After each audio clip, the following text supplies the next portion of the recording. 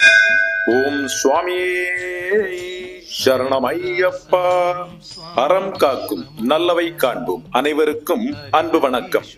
அகிலாண்ட கோடி பிரம்மாண்ட நாயகன் ஹரிஹரசுதன் ஆனந்த சித்தன் ஐயன் ஐயப்ப சுவாமியை நினைத்து நினைத்து உருகி பாடும் பாடல் கம்பங்குடி குளத்தூர் சுந்தரம் ஐயர் என்னும் தமிழரால் இயற்றப்பட்ட ஹரிஹராத்மஜ தேவாஷ்டக சுலோகமாகிய ஹரிவராசன பாடல்.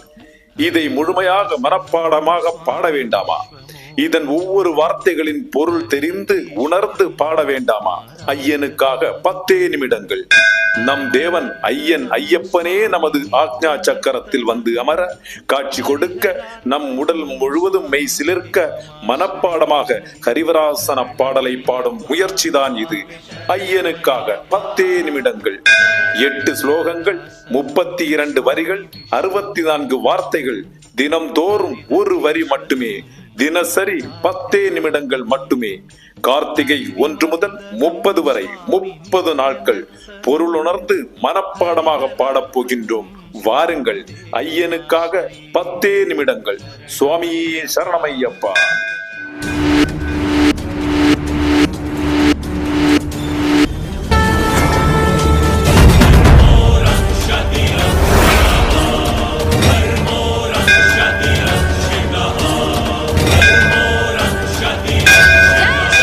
ஓம் சுவாமியே சரணமையப்பா. ஹரிஹராத்மஜ தேவாஷ்டகம் என்று அழைக்கப்படக்கூடிய ஹரிவராசன பாடலை ஒரு நாள் ஒரு வரி வீதம் 10 நிமிடங்கள் செலவிட்டு முழுமையாக அர்த்தத்துடன் மனப்பாடம் செய்ய போகின்றோம்.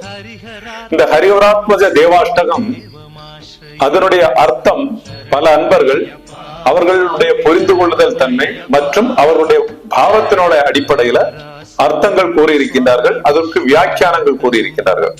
அடியேன் பின்பற்றுவது கேரளாவில் பிரசித்தி பெற்ற பூஜ்ய சுவாமி சிதானந்தபுரி மகராஜ் அவர்களுடைய வியாக்கியானத்தையும் அதனுடன் சேர்த்து சுவாமி ஐயப்பனை தொட்டு பூஜை செய்த தந்திரியாக இருந்த உயர்திரு வாசுதேவன்ஜி அவர்களுடைய வியாக்கியானத்தினுடைய அடிப்படையிலும் அதனுடைய அர்த்தம் கூற இருக்கின்றேன்.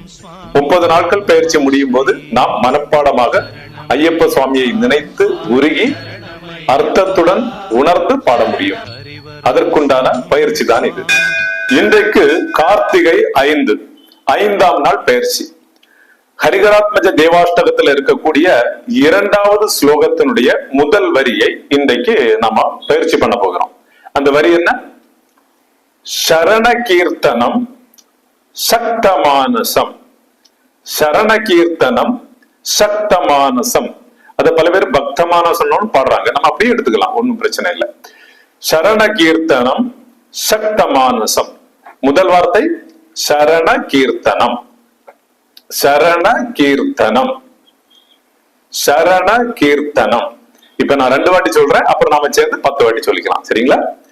சரண கீர்த்தனம், சரண கீர்த்தனம். ஆரம்பிங்க, 10 வாட்டி சொல்லிக்கலாம். சரண கீர்த்தனம், சரண கீர்த்தனம், சரண கீர்த்தனம், சரண கீர்த்தனம், சரண கீர்த்தனம், சரண கீர்த்தனம், சரண கீர்த்தனம், சரண கீர்த்தனம், சரண கீர்த்தனம், சரண கீர்த்தனம். ஆச்சா? அடுத்த வார்த்தை சக்த மானசம். சரிங்களா? பல பேர் பக்த மானசம்னு சொல்றாங்க, அப்படியும் பயன்படுத்திக்கலாம், பிரச்சனை இல்லை. எப்படி சொன்னாலுமே அதனுடைய பொருள் ஒரே மாதிரியான ரீதியில தான் வரும், அதனால பிரச்சனை இல்லை. நாம சக்த மானசம்னு கத்துக்கலாம், பக்த மானசம் சொல்றதும் தப்பு இல்லை, சரிங்களா? சக்த மானசம், சக்த மானசம். சரிங்களா? நான் 2 வாட்டி சொல்றேன், அதை கேட்டுட்டு நம்ம 10 வாட்டி சேர்ந்து சொல்லிக்கலாம்.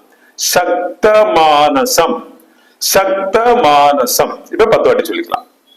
சக்த மானசம், சக்த மானசம், சக்த மானசம், சக்த மானசம், சக்த மானசம், சக்த மானசம், சக்த மானசம், சக்த மானசம், சக்த மானசம், சக்த மானசம்.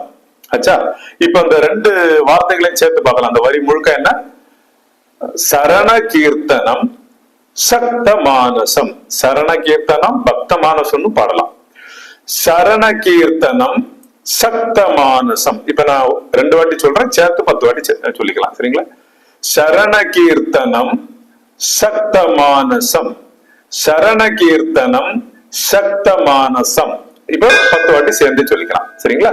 சரண கீர்த்தனம் சக்த மானசம், சரண கீர்த்தனம் சக்த மானசம், சரண கீர்த்தனம் சக்த மானசம், சரண கீர்த்தனம் சக்த மானசம், சரண கீர்த்தனம் சக்த மானசம், சரண கீர்த்தனம் சக்த மானசம், சரண கீர்த்தனம் சக்த மானசம், சரண கீர்த்தனம் சக்த மானசம், சரண கீர்த்தனம் சக்த மானசம், சரண கீர்த்தனம் சக்த மானசம். ஆச்சுங்களா? இப்போ நம்ம கண்ணை மூடிட்டு 5 வாட்டி மனப்பாடமா சொல்லிக்கலாம். சரிங்களா? கண்ணை மூடும். சரண கீர்த்தனம் சக்த மானசம், சரண கீர்த்தனம் சக்த மானசம், சரண கீர்த்தனம் சக்த மானசம், சரண கீர்த்தனம் சக்த மானசம், சரண கீர்த்தனம் சக்த மானசம். இப்ப நாம அந்த வரியினுடைய முழு அர்த்தம் என்ன அப்படிங்கிறத பாத்துக்கலாம். முதல் வார்த்தை என்ன? சரண கீர்த்தனம். சரண கூட்டல் கீர்த்தனம். சரண அப்படின்ற வார்த்தைக்கு என்ன அர்த்தம்? சரண அப்படின்றாலே சரணடைதல், அடைக்கலமாகுதல் அப்படிங்கறதான அர்த்தம் இல்லையா? அத எப்படி அடைக்கலம் ஆகிறோம் அப்படின்னாக்கா, அடைக்கலம் ஆகிறதுக்கு உண்டான விழிகள் என்னவோ அது சரணம், சரணம் அடைவதற்கு உண்டான கோஷங்கள். அடுத்தது கீர்த்தனம். கீர்த்தனை என்ற வார்த்தை இருக்கு இல்லையா, அதுதான் கீர்த்தனம். கீர்த்தனை அப்படின்னா பாடல்கள். நம்ம தியாகராஜ கீர்த்தனைகள் எல்லாம் கேட்டிருக்கிறோம் இல்லையா, அந்த கீர்த்தனைகள். கீர்த்தனைனா பாடல்கள். அப்போ இதனுடைய முழு அர்த்தம் என்ன? சரண பாடல்களால் போஷிக்கப்படுபவரே அல்லது சரண பாடல்களால் போற்றப்படுபவரே அப்படிங்கிறது அதனுடைய அர்த்தம். அடுத்தது சக்த மானசம். சக்த அப்படின்னா உறுதியான அப்படிங்கிறது, திடமான, அதுதான் சக்த அப்படின்ற வார்த்தைக்கு உண்டான அர்த்தம். மானசம், மானசம்னா மனசு சொல்றோம் இல்லையா, மனது, உள்ளம் அப்படிங்கிறது மானச அப்படிங்கிறது அர்த்தம்.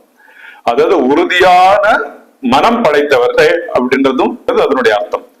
சரி, இப்ப நம்ம பக்த மானசம் அப்படின்றதையும் எடுத்துக்கலாம். பக்த அப்படின்னா பக்தர்கள், அவ்வளவுதான். அப்போ பக்தர்களுடைய மனதில் உறுதியாக இருப்பவரே அப்படிங்கிறத நம்ம எடுத்துக்கலாம்.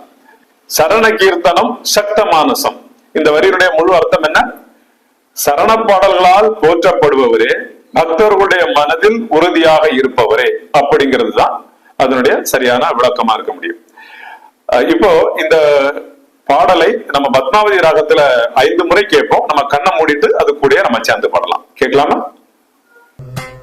சரண கீர்த்தனம் பக்த மானசம், சரண கீர்த்தனம் பக்த மானசம், சரண கீர்த்தனம் பக்த மானசம், சரண கீர்த்தனம் பக்த மானசம், சரண கீர்த்தனம் பக்த மானசம். இப்போது நமக்கு இந்த வரியும் அதனுடைய அர்த்தமும் ராகமும் மனப்பாடம் ஆகியிருக்கும்னு நம்புறேன். அடுத்த வரி நாளைய பயிற்சி வகுப்புல நம்ம பார்க்க முடியும். இத பத்தின சந்தேகங்கள், ஆலோசனைகள், வாழ்த்துகள் ஏதாவது இருந்துச்சுன்னாக்கா நம்ம கமெண்ட் பாக்ஸ்ல தெரிவிச்சா நல்லது. சுவாமியே சரணமையப்பா.